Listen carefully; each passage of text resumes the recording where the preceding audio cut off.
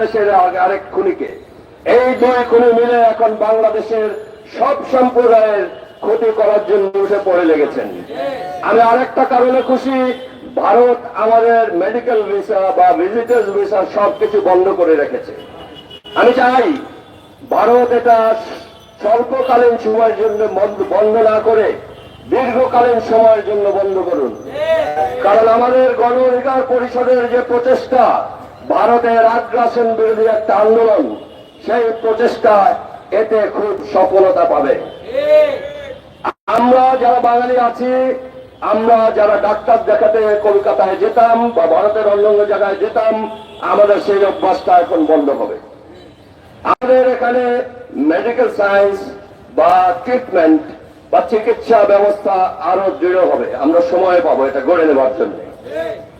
আপনারা medical visa বন্ধ করে আমাদের এই স্বনির্ভরতার জায়গাটা আরো শক্তিশালী করেছেন।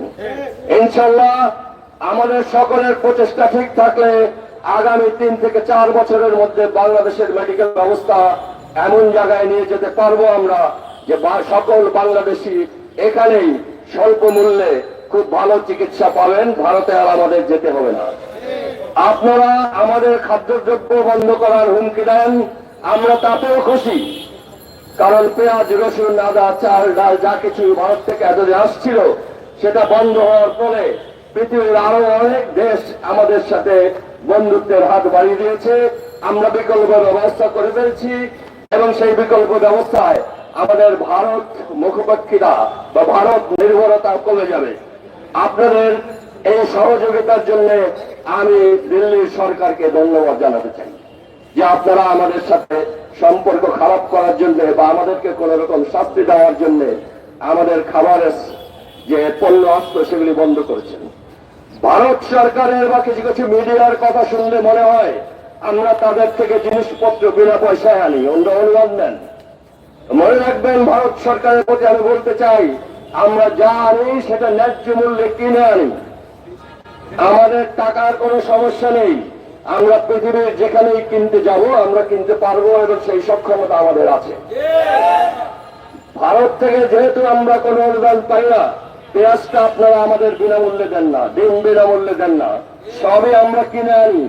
তাহলে যে বিক্রেতা সে মাথা নিচু করে থাকবে, যে ক্রেতা সে থাকবে মাথা উঁচু করে। আমরা ক্রেতা, আমাদের পয়সায় আমাদের ব্যবসা চলে।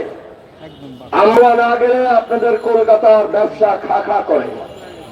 সেই হিসাব আমরা বিভিন্ন মিডিয়া ইতিমধ্যে পাচ্ছি। কাজেই আপনারা আমাদের উপরে যে ধরনের এখন একটা স্যাংশন দিয়ে রেখেছেন, আমি চাই আপনারা এটা কন্টিনিউ করেন। আমরা স্বনির্ভর হতে চাই, আমাদের সহযোগিতা করছেন। ধন্যবাদ ভারত সরকারকে এই একটা কাজের জন্য। বাঙালিদের বলছি, আপনারা মাথা উঁচু করে দাঁড়াতে শিখুন, নিজের পায়ে দাঁড়াতে শিখুন। ভারত, আমেরিকা বা চায়না কারো ঘাড়ে চড়ে আমরা চলতে চাই না। আমরা নিজ পায়ে দাঁড়াতে চাই, আমাদের দেশ আমরা গড়তে চাই, আমরা অর্থনৈতিকভাবে শক্তিশালী হতে চাই এবং আমরা আমাদের দাবি পূরণে আমাদের কোনো ছাড় দেওয়া যাতে না লাগে সেই অবস্থায় যেতে চাই। আমার হিন্দু ভাইদের প্রতি বলবো, আমরা হাত প্রসারিত করে আছি আপনাদের সাথে বন্ধুত্ব করার জন্য। আপনাদের কোন জায়গায় নিরাপত্তার অভাব থাকলে আমাদেরকে বলুন, আপনার পাড়াপড়শিকে বলুন, আমরা আপনাদের নিরাপত্তা দেব। ভারত আপনাদের জন্য এই মায়াকাণ্ড করবে, কিন্তু আপনি একবার তাদের জিজ্ঞেস করে দেখুন আপনাদেরকে ভারতে তারা নিয়ে যাবে কিনা। আপনারা তখন বুঝতে পারবেন এই মায়াকান্ডার অর্থ কি। আপনারা বাংলাদেশের সুনাগরিক হয়ে থাকুন, কেউ আপনাদের কোন রকম ডিস্টার্ব করবে না। আপনারা একটা কাজ করতে পারেন, ভারত সরকার এবং তাদের বিভিন্ন মিডিয়া যেই ধরনের অপপ্রচার চালাচ্ছে আপনাদের নিয়ে, আপনারা সংগঠিত হয়ে সেটার প্রতিবাদ করুন। তাহলে বুঝবো আপনারা সঠিক পথে আছেন, আপনারা সঠিক চিন্তা করছেন এবং নিজেকে বাংলাদেশের যোগ্য নাগরিক হিসেবে প্রমাণ রাখছেন। ধন্যবাদ সবাই। আমরা রাস্তায় গিয়ে দাঁড়াবো সবাই একসাথে। বাংলাদেশের নাগরিক বৃন্দকে আমাদের অনুরোধ, আপনারা যারা আছেন আমাদের সাথে সাইফুল ইসলাম আলিফ হত্যার বিচার দাবিতে আপনারা 2 মিনিটের জন্য হলে দাঁড়াবেন সবাই, সবাই একসঙ্গে রাস্তায় গিয়ে দাঁড়াবো সবাই।